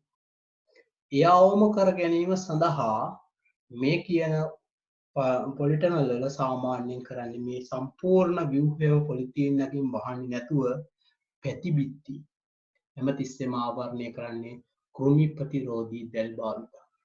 මේ පැතිබිත්ති හැමතිස්සෙම කෘමි ප්‍රතිරෝධී දැලක් භාවිතා කරලා ආවරණය කිරීම සිදු කරනවා. එතකොට අපිට මේ කියන බාහිර වායු වලේ හමාගෙන යන හුලං සිසිල් මේක හරහා ගිහිල්ලා මේක අභ්‍යන්තරයේ තියෙන මෙන්න මේ වාතය රත් වෙන්න පුළුවන් වාතය ඉවත් කර ගැනීමේ හැකියාවකුත් ලැබෙනවා. අන්න ඒ විදිහට මෙන්න මේ සාමාන්‍ය ලංකාව වගේ රටවල් වලට ගැලපෙන විදිහට වැඩි වියදමක් දැරීමක් සිදු කරන්නේ නැතුව අර වගේ අභ්‍යන්තර පරිසර සාධක සියල්ලම ස්වයංක්‍රීය නොවන විදිහ ස්වයංක්‍රීයව පාලනය නොවන වෙන විදිහට ඒ පරිසරයට ගැලපෙන ක්‍රමවේද පාවිච්චි කරලා එරි උෂ්ණත්වය අවම කර ගැනීමට පහසු ක්‍රමවේද හරහා ඉදිකරන ලද ව්‍යුහයක් විදිහට තමයි පොලිතීන් ගෘහ නැත්නම් පොලිටනල් එකක් ගැනීම. මේකෙදි අපි සාමාන්‍යයෙන් කරන්නේ මේ මුදුන් වහලේ කපලා ඉහළට එසවීමක් සිදු කරනවා. ඒ හරියෙන් කරන්නේ අර රත් වෙලා ඉහළ යන වාතය හැමතිස්සෙම උෂ්ණත්වය වැඩි වෙනකොට රත් වෙච්ච වාතය ඉහළ යනවා. ඉහළ යන වාතය මෙන්න මේ ඉහළ අවකාශයේ වැඩිපුර රැඳලා තිබ්බොත් ඒ ඉවත් කර ගැනීම පහසු වෙන අපි ඉහළ වහලේ අපි මේ විදිහට මුදුන් වහල විදිහට වහලේ ඉස්සීමකට ලක් කරලා තියෙනවා. මේ පැති බිත්ති වලට පැත්තට වහල ඉස්සීම ලක් කරලා මේ පැත්තට මේ විදිහට කෘමි ප්‍රතිරෝධී දැලක් ගහලි කරලා ඒ හරහා ඇතුල් වෙන වාතය ඉහළ රත් වෙලා මෙතනින් ඉවත් වෙලා යන්න පුළුවන් වෙන විදිහට තමයි මේ ගෘහය නිර්මාණය කරලා තියෙන්නේ. අන්න ඒ කියන ගෘහ වලට අපි සාමාන්‍යයෙන් කියනවා පොලිතීන් ගෘහ කියලා. ඒ වගේම ප්‍රධානව දකින්න හම් වෙන තව ප්‍රධාන අර්ධ ස්ථිර ව්‍යුහාකාරයක් තමයි ලැත් නිවාස කියලා කියන්නේ. ලැත් නිවාසයක් ගත්තයින් පස්සේ ලැත් නිවාස ප්‍රධාන වශයෙන් දකින්න හම් වෙනවා ප්‍රධාන ආකාර කීපයක් ලණු ගෘහ, දැල් ගෘහ, ලී පටි. පැරණි කාලයේදී සාමාන්‍යයෙන් ඔය පැල තබාන් වල පැල ආරක්ෂා කර ගැනීම සඳහා ආලෝකයෙන් එවන ලබා ගැනීම සඳහා සාමාන්‍යයෙන් ඉදි කරපු දේ තමයි අඩු වියදමකින් සාදා ගන්න පුළුවන් දේ තමයි ලණු භාවිතා කරලා මෙන්න මේ කියන ගෘහය. ඊට අමතරව ඒ වගේම ක්‍රමවේදය පාවිච්චි කරලා ඉවරලා ලී පටි භාවිතා කරලා මේකෙන් ප්‍රධාන වශයෙන් මේ ලැත් නිවාස වලින් පාලනය කරන්න බෑ සියලුම පරිසර සාධක. මේක ප්‍රධාන වශයෙන් භාවිතා කරන්නේ පරිසර සාධක කිහිපයක් ආරක්ෂා ක්‍රමයකින් ආරක්ෂා කර ගැනීම සඳහා සුළඟෙන් ඇති වෙන්න පුළුවන් අවදානම් තත්ත්ව වලින් ආරක්ෂා කර ගැනීමට සාපේක්ෂ ආර්තාවය පාලනය කර ගැනීම සඳහා සහ ශාක වලට සෙවණ සැපයීම ලැබෙන ආලෝක ප්‍රමාණය අඩු කරලා සෙවණ සැපයීම සඳහා කියන පරිසර තත්ත්ව කිහිපයක් පාලනය කර ගැනීම සඳහා පමණමයි මේ ලැත් නිවාස ඉදිවේ. ඉතින් මේ ලැත් නිවාස ඉස්සර වැඩි කාලයක් ලණු භාවිතා කරලා පැරණි කාලයේදී වැඩිපුර පාවිච්චි කරලා හදාගත්ත ගෘහ වලට අපි කියනවා ලණු ගෘහ කියලා. ඊට වර්තමානයේ දියුණුවත් සමග ලණු වෙනුවට භාවිතා කරා අඩු වියදම් ක්‍රමවේදයක් විදිහට වර්තමානයේදී මේ කොළ පැහැති කළු පැහැති දැල් ගෘහ නිර්මාණය වෙන්න පටන් ගත්තා. දැන් වර්තමානයේ වඩා ප්‍රචලිත වෙලා තියෙන මේ දැල් ගෘහ නිර්මාණය කිරීම ලණු ගෘහ දැල් ගෘහ වලින් සියල්ලම ප්‍රධාන පාලනය වීම සිදු වෙන්නේ ශාක වලට සෙවන සැපයීම, ලැබෙන ආලෝක ප්‍රමාණය අවම කර ගැනීම, සුළඟෙන් සිදුවෙන්න පුළුවන් හානිය අවම කර ගැනීම සහ සාපේක්ෂාර්ථතාවය යම් මට්ටමකට පවත්වා අභ්‍යන්තරයේ සාපේක්ෂාර්ථ වැඩි මට්ටමක පවත්වා ගැනීම සඳහා උපකාරී වීමක් තමයි මේවයි. ඊට අමතරව ඒ වගේම දැල් ගෘහ වගේම පාවිච්චි කරපු ක්‍රමයක් තමයි ලී පටි භාවිතා කරලා ලී පටි වලින් ගෘහ නිර්මාණය කිරීම සිදු කරා. ඒ කියන ගෘහ වර්ග තුනම ලණු ගෘහ, දැල් ගෘහ, ලී පටි ගෘහ කියන තුනම ලැත් නිවාස ගණයට තමයි. මේවයි සම්පූර්ණ පරිසර සාධක සියල්ලම ආරක්ෂා වීමක් සිදු වෙන්නේ නැහැ අර්ධ ස්ථිර විදුහල්. ඒ වගේම මේවයි කල් පැවැත්ම කියන එක විශාල කාලයක් කල් පැවැත්ම පවතින්නේ නැති වෙන විදිහට අඩු වියදමකින් නිර්මාණය කරගන්න පුළුවන් වන විදිහට තමයි මේ ගෘහ නිර්මාණය කරලා තියෙන්නේ. ඊට අමතරව තුන්වන විදිහට අපි කිව්වා අර කල් පැවැත්ම අනුව වර්ගීකරණය කරන්න පුළුවන් ස්ථීර ගෘහ තියෙනවා, අර්ධ ස්ථීර ගෘහ තියෙනවා, తాවකාලික ගෘහ නැත්නම් తాවකාලික ව්‍යුහ තියෙනවා. මේ తాවකාලික ව්‍යුහ වල ප්‍රධානම අරමුණ තමයි අර යම් භෝගයක යම් කාල සීමාවක් ආරක්ෂා කරලා පාලනය කිරීමක් පවත්වාගෙන ගිහිල්ලා ඊට පස්සේම කියන తాවකාලික ව්‍යුහයෙන් ඉවත් කරලා පැල ආරක්ෂා කර ගැනීම තමයි සිදු කරන්නේ. ඉතින් අදාළ අරමුණ ඉටවන පසු ආවරණ ඉවත් කර භෝග පාලන කටයුතු ඉදිරියට පවත්වාගෙන යාම සිදු වෙනවා. යම් කාල සීමාවක තියෙන යම් අරමුණක් ඉෂ්ට කර ගැනීම සඳහා තමයි මේ తాවකාලික ව්‍යුහ ඉදිකිරීම සිදු කරන්නේ. මේ తాවකාලික ව්‍යුහ ගොඩේ තියෙනවා තනි පැල ආවරණ. පැලයකට සිදුවෙන්න පුළුවන් හානිය අවම කර ගැනීම පහසු වන විදිහට පැලයට ඉහළින් පොලිතීනයක් භාවිතා කරලා පොලිතීනය වහල ඉවරලා හිම වගේ වැටෙන රටවල් වල හිමින් ආරක්ෂා කර ගැනීම සිදු කරන්න පුළුවන්. නැත්නම් පැලයක් අලුතෙන් හිටපුවාම පස්සේ ඒ කාලේ පැල කාලයේදී සූර්ය රශ්මිය වැඩිපුර වැටෙනවා නම් ඒන් ආරක්ෂා කර ගැනීම සඳහා මේ විදිහට කොළ අතු වලින් වහන්න පුළුවන්. නැත්නම් ඊට ඊට කොළයකින් වහලා පවත්වාගෙන යාම සිදු කරන්න පුළුවන්. අන්න ඒවට කියනවා තනි පැල ආවරණය. වගේම පාත්‍යයක් ගත්තයින් පස්සේ මේ පාත්‍යයේ තියෙන එක පේලියක් ආවරණය කරලා ඉවරලා හදාගන්න මෙන්න මේ ආවරණ වලට අපි සාමාන්‍යයෙන් කියනවා පේලිය ආවරණ. පේලිය ආවරණ වර්ගත් ප්‍රධාන දෙකයි. මේ විදිහට ආරක්කුවක් විදිහට නිර්මාණය කරලා පේලියක් එක දිගට පේලි විදිහට ආරක්කු ගාලි වල එක ඉටි කොලයකින් වහලා හදාගන්න පේලිය ආවරණ තියෙනවා. ඒ වගේම මේ වගේ පාවෙන පේලිය ආවරණ කියන දේවල් තියෙනවා. මේ පාවෙන පේලිය ආවරණ ගත්තයින් පස්සේ ඒවයිද අපි සාමාන්‍යයෙන් කරන්නේ ඝන බර නැති සැහැල්ලු පොලිතීනයක් පාවිච්චි කරන්නේ. ඒකෙදී අපි එතෙන් ශාකයට හානියක් නොවන විදිහට ශාකයේ උඩින් මේ වගේ පොලිතීනයක් යොදලා තියෙනවා. ඒ වගේම සාමාන්‍යයෙන් සිදුවෙන හිම වැටෙන කාලවලදී හිම වලින් ශාක පත්‍ර පිළිස්සීම් වගේ දේවල් ආරක්ෂා කරලා ගොඩක් වෙලාවට මේ වගේ ක්‍රමවේද සෞම්‍ය කලාපීය රටවල තමයි පාවිච්චි කරන්නේ. වගේ ක්‍රමවේද භාවිතා කරලා ඉවරලා පැල ආරක්ෂා කර ගැනීම සඳහා භාවිතා කරනවා. මේ අවස්ථාවට උචිත වන විදිහට පේලිය ආවරණ පාවිච්චි කරන්න පුළුවන්. තනි පැලයක් ආවරණය කර ගැනීම සඳහා භාවිතා කරන ආරක්ෂිත ගෘහ වලට අපි සාමාන්‍යයෙන් ආරක්ෂිත ව්‍යුහ වලට කියනවා తాවකාලික ව්‍යුහ වලට කියනවා තනි පැල ආවරණ කියලා. පේලියක් කියන්නේ පාත්‍යයක් ගත්තාන් පස්සේ පාත්‍ය දකින්න නම් වෙන එක පේලියක් එක දිගට ආවරණය කරලා හදාගන්න එකට අපි කියනවා පේලිය ආවරණ කියලා. පේලිය ආවරණ වර්ග දෙකක් තියෙනවා. එකක් තමයි මේ ආරෝක්කු ගහලවල ආරෝක්කු සහිත පේලිය ආවරණ කියන දේවල් සහ පාවෙන පේලිය ආවරණ කියන පේලිය ආවරණ. ඊට අමතරව මේ සම්පූර්ණ පාත්‍යයක් අරගෙන ඉවරලා මේ පාත්‍යම සම්පූර්ණ ආරෝක්කු වලින් වහලා ඉවරලා මේ පාත්‍යයට පේලි කිහිපයක් සහිත එක පාත්‍යයක් නෙමෙයි ඊට එක පැලයක් තියෙන තනි පේලියක් විතරයි මේකේ තියෙන්නේ. මේ වගේ එකක් ගත්තාන් පස්සේ පාත්‍ය ආවරණ කියන පාත්‍ය පැල කිහිපයක් තියෙනකොට මීට වඩා ලොකු ව්‍යුහයක් තියෙනවා. එතනට සුනිද රූපයේ තිබ්බට සමහර වෙලාවට මේ වගේ පැල පේලි 4-5ක් තියෙන එකක් ආවරණය කරලා ලොකුවට ගහන එකට අපි සාමාන්‍යයෙන් කියන පාත්‍යයක් ආවරණය කර ගැනීම සඳහා භාවිතා කරන ව්‍යුහයකට කියනවා. ඒ පේලි කිහිපයක් එකට සම්බන්ධ කරලා ලොකු එකක් එකට ගහලා තිබෙනවා. ඒතර මේ මැදේ අවකාශයේ පාවිච්චියට ගන්න පුළුවන්. පැල අතර පරතරවලට ලොකු හානියක් සිදු වෙන්නේ නැති වෙන විදිහට අපිට 3-4කටම එකවර පාවිච්චි කරලා ඉවරලා සම්පූර්ණ පේලි කිහිපයක් එකට සම්බන්ධ වෙලා පාත්‍යයක් නිර්මාණය වෙනවා. ඒ පාත්‍යයක් ආවරණය කරන්න සාධාරණ ව්‍යුහයට අපි සාමාන්‍යයෙන් කියනවා පාත්‍ය ආවරණ කියලා. ඊට අමතරව ප්‍රධාන වශයෙන්ම තියෙන මේ తాවකාලික ව්‍යුහ ගොඩේ තියෙන ප්‍රධානම එකක් තමයි සූර්ය ප්‍රචාරක ව්‍යුහ. සූර්ය ප්‍රචාරක ව්‍යුහ ගොඩේ ප්‍රධාන සූර්ය ප්‍රචාරක වර්ග දෙකක් තියෙනවා. තනිපැළ සූර්ය ප්‍රචාරකයි පාත්ති සූර්ය ප්‍රචාරකයි.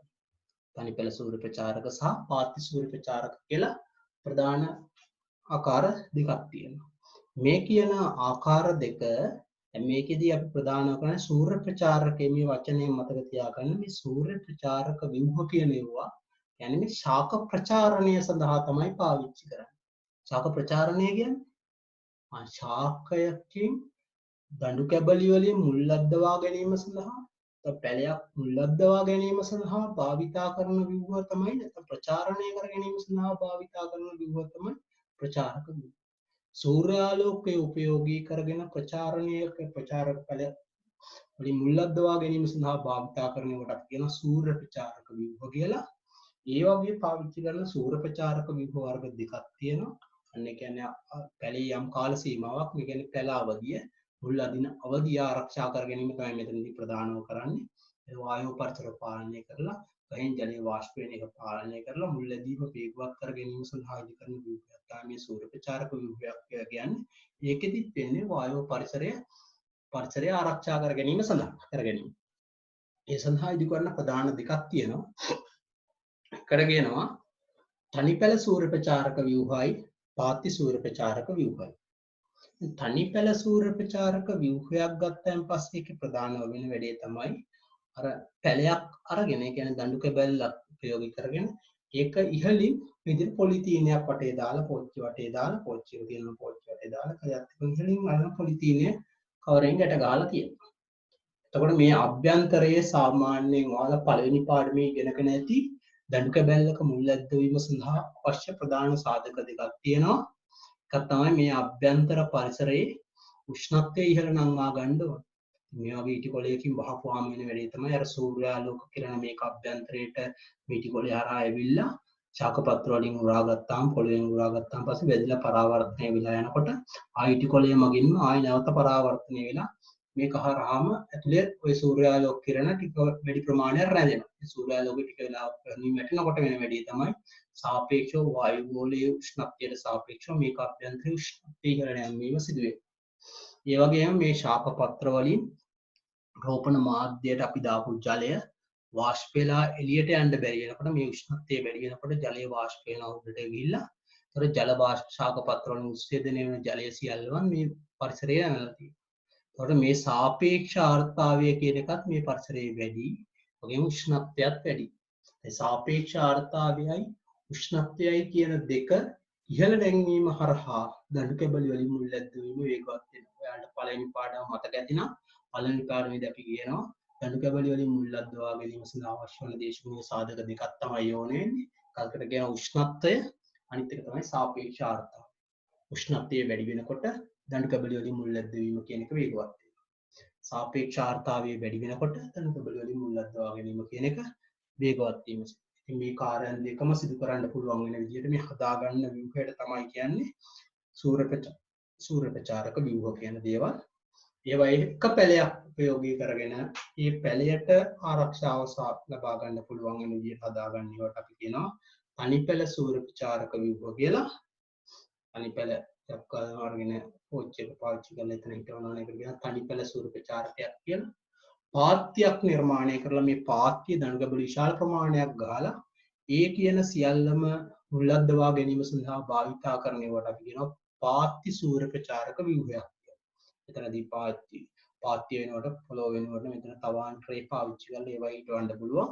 ඒ ඕනෙම එකක පාත්‍යක් වෙන්න පුළුවන්. බිමක් හදලා ඒවල හිටවන්න පුළුවන්. එතනදී අපි වායෝ පරිසරය පාලනය වෙන්නේ සූර්ය ප්‍රචාරක ව්‍යුහයේදී පොළොව වෙන්න පුළුවන්. තවාන් හිටවල තියෙන්න පුළුවන්. තවාන් ට්‍රේ එක හිටවල තියෙන්න පුළුවන්. ඒකට අපි පාලනය කරන්නේ මතක තියාගන්න මේ වායෝ පරිසරය පාලනය කරන්න තමයි ආරක්ෂිත ගෘහ උපයෝගය. මේ ආරක්ෂිත ගෘහ ගොඩේ තමයි తాවකාලික ව්‍යුහ කියන දේවල් තියෙන්නේ.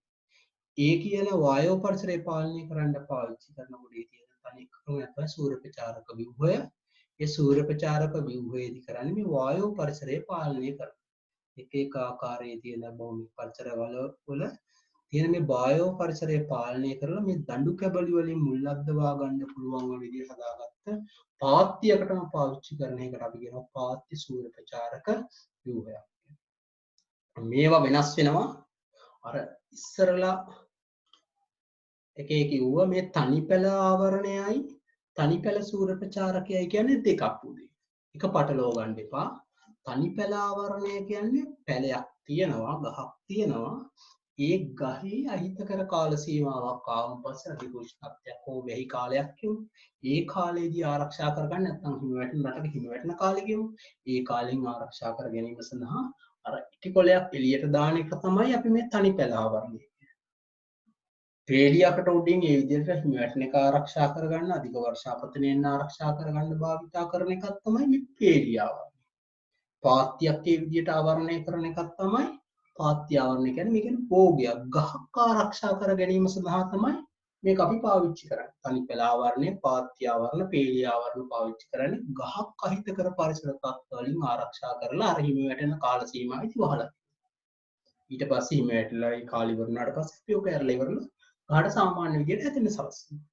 අනාරක්ෂා කරලා මේක తాවකාලික කෙටි කාලයකට පාවිච්චි කරනවා. මේකට අපි වර්ගීකරණය ගන්න తాවකාලික ව්‍යුහ ගොඩේ ඒ විදිහට ආරක්ෂා කරන ඒවා තනිපැල ආවරණ, පේලිය ආවරණ, පාත්‍ය ආවරණ කියන ඒවා. හැබැයි මෙතනදී කියන්නේ සූර්ය ප්‍රචාරක ව්‍යුහ ගැන. ඒවා මේ తాවකාලික ගොඩේ තමයි හදන්නේ. ඒ කියන්නේ ශාක එක වායෝ පරිසරය පාලනය කිරීමක් තමයි මෙතනදිත් වෙන්නේ. උෂ්ණත්වයේ සාපේක්ෂතාවය කියන්නේ මේ වායෝ පරිසරයේ තියෙන ප්‍රධාන සාධක දෙකක්. ඒව පාලනය කිරීමක් තමයි මේ සූර්ය ප්‍රචාරක ව්‍යුහෙනුත් වෙන්නේ. ඒකේ තියෙන මේ තනිපැල සූර්ය ප්‍රචාරකය කරන්නේ දණු කැබැල්ලේ මුල් අද්දවා ගන්න. මෙයා කරන්නේ දණු කැබැල්ලේ මුල් අද්දවා ගන්න එක නිසා මේක මේ විදිහට පාවිච්චි කරන්නේ ගහේ අහිතකර කාලවලදී අර හිම වැටෙන එක පාලනය කරගන්න නෙමෙයි මේක. මේක ලංකාව වගේ රටක වුණා පාවිච්චි කරන්න පුළුවන්. අපි විතර පාවිච්චි කරන ක්‍රමවේදයක් තමයි පැලයක් අරගෙන ඉන්න.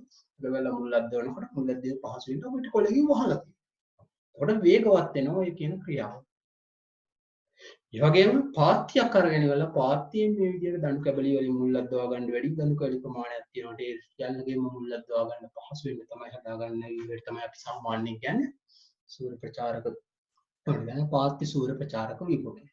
ඒවා අර පාත්‍ය ආවරණ, තනිපැල ආවරණ වලින් වෙනස් සූර්ය ප්‍රචාරක විභෝග කියන්නේ ඒක පටලව ගන්න එපා. සූර්ය ප්‍රචාරක විභෝග පාවිච්චි කරන දණු කැබලි වලින් මුල් අද්දවා ගන්න. එතනදී පාවිච්චි කරන්නේ උෂ්ණත්වයයි සාපේක්ෂතාවයයි කියන පරිසර තත්ත්ව දෙකක් පාලනය කරලා දෙන එක. අතනදී කරන්නේ අහිතකර පරිසර තත්ත්ව තනිපැල ආවරණ, පාත්‍ය ආවරණ වලින් කරන්නේ අහිතකර පරිසර තත්ත්ව වලින් පාලනය කරලා පැලයක් ආරක්ෂා කරගන්න එක. ඒ වගේම තව ව්‍යුහාකාර කිහිපයක් තියෙනවා මේ తాවකාලික ව්‍යුහ ගොඩේ ජල සංරක්ෂණ ප්‍රචාරක ව්‍යුහ කියලා. උණුසුම් පාත්ති ශීත රාමු කියලා ව්‍යුහ කිහිපයක් තියෙනවා. ජල සංරක්ෂණ ප්‍රචාරක ව්‍යුහ ගත්තාන් පස්සේ ඒකෙදි ප්‍රධානව කරන වැඩේ තමයි මේ වැඩිපුර වර්ෂාපතනයක් ලැබෙන රටවල් වල කරන ප්‍රධානම දෙයක් තමයි මේ වර්ෂා ජලය උපරිම ආරක්ෂා කර ගැනීම සඳහා ජලය සංරක්ෂණය කරගන්න පුළුවන් වෙන විදිය ප්‍රචාරක ව්‍යුහයක් හදනවා. ඒක කරන්නේ සාමාන්‍ය මේ පස බුරුල් කරලා කාබනික ද්‍රව්‍ය වැඩි තැනක, කාබනික ද්‍රව්‍ය කොට ගහිච්ච තැනක පස හොඳට බුරුල් කරලා කාබනික ද්‍රව්‍ය හොඳින් මිශ්‍ර කරගත්ත තැනක වර්ෂාව ලැබෙන්න කලින් අපි මේ විදිහට පස හදාගෙන ඒක උඩින් මේ විදිහට ඉටිකොල වලින් ව්‍යුහය හදලා මේක ඇතුලේ පැල සිටවීම සිදු කරනවා. එහෙම කරපුවාම වෙන වැඩේ තමයි වහින කාලයේදී මේ කියන අර පස බුරුල් වෙලා තියෙන්නේ. ඒ වගේම මේ කාබනික ද්‍රව්‍ය විශාල ප්‍රමාණයක් තියෙන හින්දා ජලය විශාල ප්‍රමාණයක් මේ කියන පසෙන් රඳවා තබා ගැනීම සිදු වෙනවා. මේ වතුරට උරා ගත්තට පස්සේ ඊට පස්සේ අපි වෙන වැඩේ තමයි මේ කියන ජලය ටික අපතේ යාම අවම කරන්ද ඔය කියන බිඳුවේ මෙහෙ වැහිලා තියෙනකොට මේක උෂ්ණ මේ දවල් කාලයේදී වර්ෂාව අවසන් වුණාට පස්සේ වෙන වැඩේ තමයි ජලය වාෂ්ප. මේ ජලය දවල් කාලයේ දිවා කාලයේ උෂ්ණ ආලෝකය වැටෙනකොට රත් වෙලා ඉහළ යනවා ජලය. මේක අභ්‍යන්තරයේ පැල හිටවන පැල වලින් උරා ගන්නවා තියෙනවා වාෂ්පීකරණයේ උත්සේදනයේ පිට වෙන ජලය පිටතට යන්න විදියක් නැහැ. මෙතන ඉටිකොලකින් ආවරණය කරලා තියෙනවා. ඒක නිසා මේක අභ්‍යන්තරයේ ඉහළට යන වතුර ටික ආයි එතෙන්දම වැටෙනවා. මේ පොළොවෙන් ආයෙ උරා ගන්න. ඊට පස්සේ ආයෙ ඒ ගස් වලින්ම ආයෙ උරාගෙන ආයෙ උත්සේදනයේ ඉහළට යන වතුර ටික ආයෙ මේ බිමට වැටෙනවා. ඒ විදිහට මේ මෙතන රැඳුණු වතුර ටික සම්පූර්ණව අපතේ යන්න නොදී දීර්ඝ කාලයක් මේ කියන තැන රඳවා තබා ගන්න පුළුවන් ජලයට යන්න විදියක් නැති හින්දා සම්පූර්ණ ශාකය මගින්ම උරාගෙන අපතේ යන ශාකයේ පරිවෘත්තීය ක්‍රියාවලට ප්‍රයෝජනට ගැනීමට විශාල කාලයක් ජලය උපයෝගී කරගන්න පුළුවන් මෙන්න මේ වගේ පල්ලෙහා රැඳෙන වතුර ප්‍රමාණය. ඒක වාෂ්ප වෙන්න පුළුවන් මේ හරහා විතරයි රත් වෙලා වාෂ්ප වෙන වතුර ප්‍රමාණය. මේක හරහා උඩට ගියන් පස්සේ ආයෙ මීටි පොළේ වැදලා ආයෙ පැත්තටම වැටෙනවා. ඒ ජලය අපතේ යන්නේ නැති වෙන විදිහට සංරක්ෂණය කරගන්න පුළුවන් ජල සංරක්ෂණ ප්‍රචාරක ව්‍යුහ. ඒ වගේම සාමාන්‍යයෙන් බීජ වලින් බීජ ප්‍රරෝහණය කර ගැනීම වේගවත් කර ගැනීම සඳහා ඉදිකරන ව්‍යුහයකට කියනවා උණුසුම් පාත්තියක් කියලා. ඒකත් తాවකාලික ව්‍යුහයක් තමයි. මේකෙන් කරන්නේ බීජ පැල කර ගැනීම සඳහා තමයි භාවිතා කරන්නේ. සාමාන්‍යයෙන් බීජයක් ප්‍රරෝහණය වීම සඳහා අවශ්‍ය අනිවාර්ය සාධකයක් විදිහට ගණනවා උෂ්ණත්වය කියන එක. උෂ්ණත්වය අවශ්‍ය වෙනවා, තෙතමනය අවශ්‍ය වෙනවා, වාතයේ තියෙන ඔක්සිජන් කියන වායුව. ඔය තුන සාමාන්‍ය හොඳට තිබ්බොත් තමයි බීජය හොඳින් ප්‍රරෝහණය වීමක් සිදු වෙන්නේ. මේ සාමාන්‍ය ශීත රටවල් වල ප්‍රධානම වෙන වැඩේ තමයි මේ කියන බීජ පැල කර ගැනීමට අපහසු වෙනවා හිමි වැටෙන කාලයේදී අධික වර්ෂාපතන තියෙන කාල සීමාවකදී උෂ්ණත්වය ශීඝ්‍ර අඩු වෙනවා. මේ අඩු උෂ්ණත්ව සහිත කාලවලදී බීජ ආරක්ෂා කරගන්න බීජ ආරක්ෂා කළ ප්‍රරෝහණය වේගවත් කර ගැනීම සඳහා අපි සාමාන්‍ය හදාගත්ත ව්‍යුහයක් තමයි මේ උණුසුම් පාත්තිය කියලා කියන්නේ. ඒකේ මේ වීදුරු ආවරණයකින් ඉහළින් වහලා පාත්තියේ වගා මාධ්‍යයක් ඕගත්තෝ පසව මහා වගා මාධ්‍යයක් පාවිච්චි කරනවා. මේ මාධ්‍ය අපි සාමාන්‍ය මේ විදිහට බීජ උඩින් පැලලා තිබ්බාම තැම්පත් කරලා තිබ්බ බීජ ටික ප්‍රරෝහණය වීම කියන එක අඩාල වීම සිදු වෙනවා උෂ්ණත්වය අඩු වීම නිසා. මේ වැටෙන කාලෙදී පරිසර උෂ්ණත්වය ගොඩක් අඩුයි. ඒක නිසා මේ මාධ්‍ය පැලවෙන්නේ නැහැ. ඒක පාලනය කරන්න කරන වැඩේ තමයි මේ කියන පාත්තියේ පහළින් වෙනම කුටීරයක් හදලා මේ කොන්ක්‍රීට් වලින් නිර්මාණය කරගත්ත කුටීරේ තව පහළ කුටීරයක් අරගෙන මේ පහළින් උණුසුම් වූ විද්‍යුත් තාපන දඟරයක් පාවිච්චි කරලා රත් වූ වාතය නිතර යන්න සලස්වනවා. මේ රත් වූ වාතය යන්න සලස්වපුවාන් පස්සේ වාතය හරහා මේ කියන ව්‍යුහය අර පාත්තියේ දාලා තියෙන මේ ව්‍යුහය රත් වීමට ලක් වෙනවා. රත් වෙලා මේ වගා මාධ්‍ය උෂ්ණත්වය වැඩි වීම සිදු වෙනවා. ඒ හරහා මේ බීජ ප්‍රරෝහණය කර ගැනීම සඳහා උපයෝගී කරගන්න. ඒ වගේම තව හදන ක්‍රමවේදයක් තමයි ශීත රාමු කියන දේවල් නිර්මාණය කරනවා. ශීත රාමුවක ප්‍රධාන වශයෙන්ම පාවිච්චි කරන්නේ මේවත් පාවිච්චි කරන්නේ සාමාන්‍ය ලංකාව වගේ රටවල් වල නෙමෙයි සෞම්‍ය කලාපීය රටවල් වල ප්‍රධාන වශයෙන් පාවිච්චි කරන ව්‍යුහයක් තමයි ශීත රාමුව කියන්නේ. ශීත රාමුවේ ප්‍රධාන වශයෙන්ම වෙන්නේ අර අහිතකර කාලකර හිමි වැටෙන කාලවල වගේ කාලවල වලදී වෙන්න පුළුවන් අහිතකර තත්ත්ව පාලනය වෙන්න පුළුවන් වෙන විදිහට අපි ව්‍යුහයක් සකසලා තියෙනවා.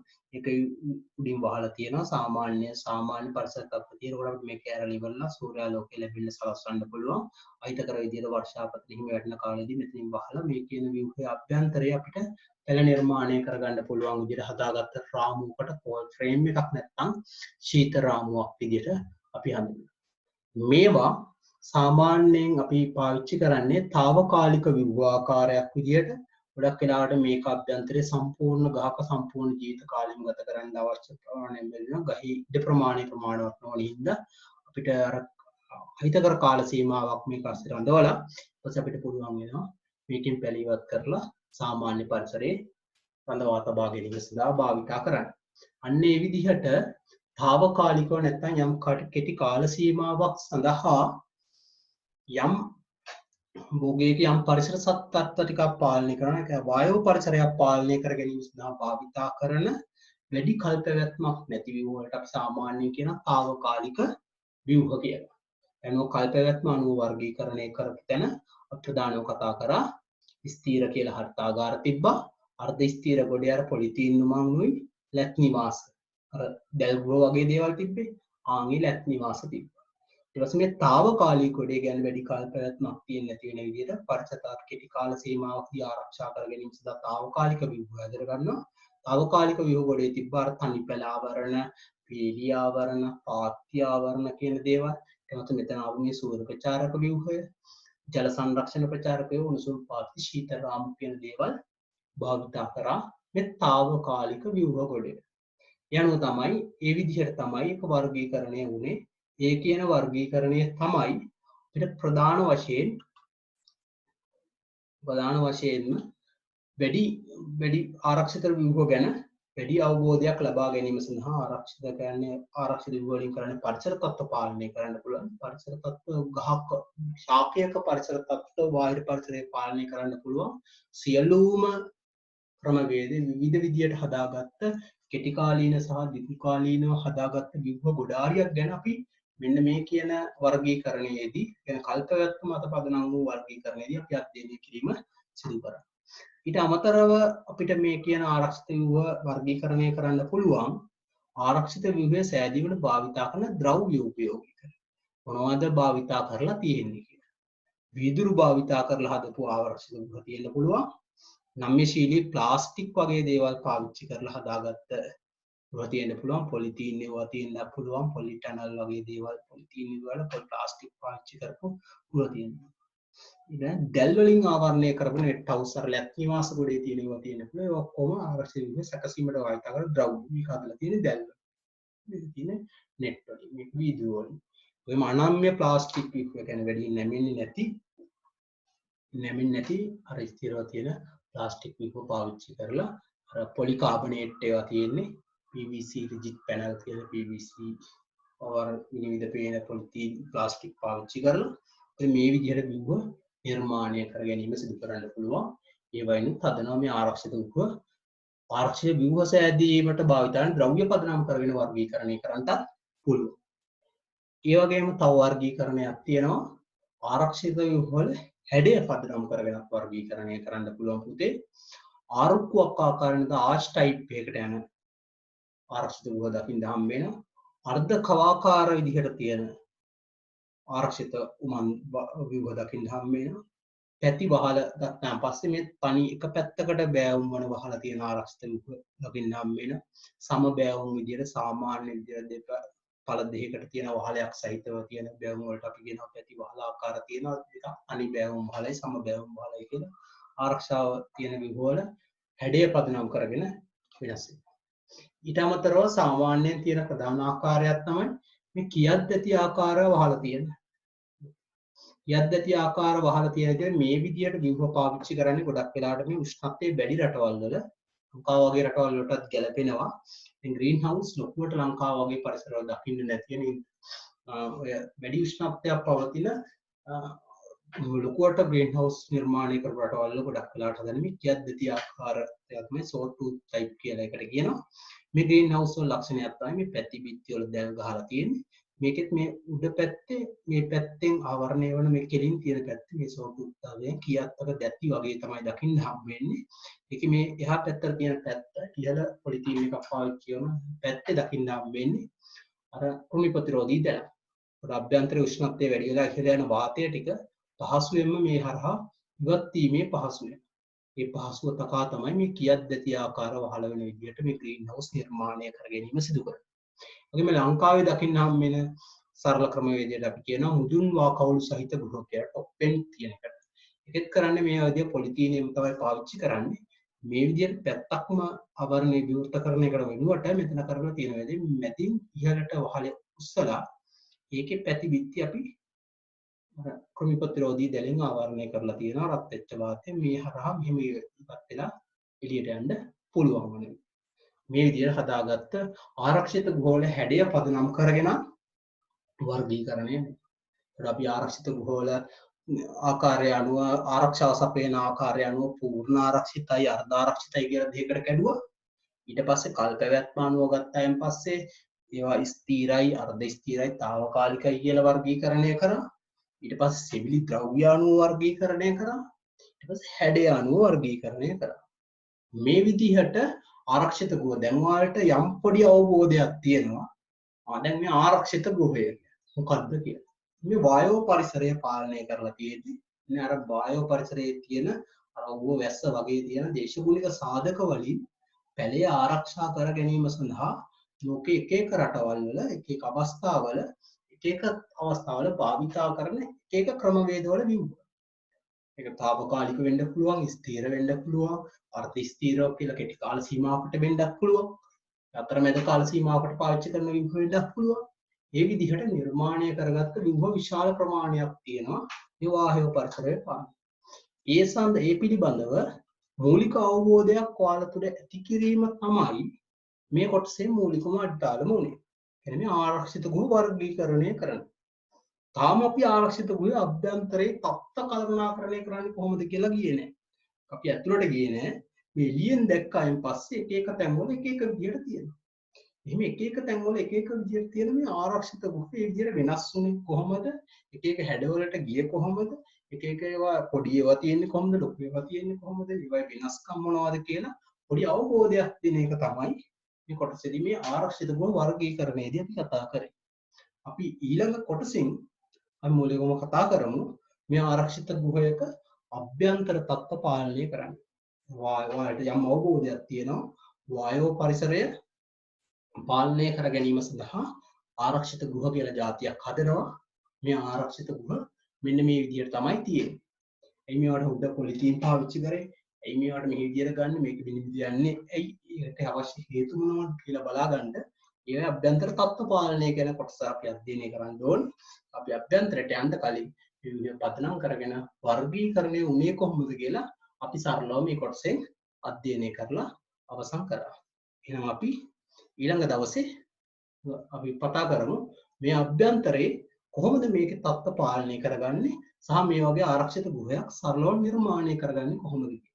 එහෙනම් ඔයාලා සියලු දෙනාට අයිබෝවන් කියලා ඉවරලා අද පාඩම අපි අවසන් කරමු.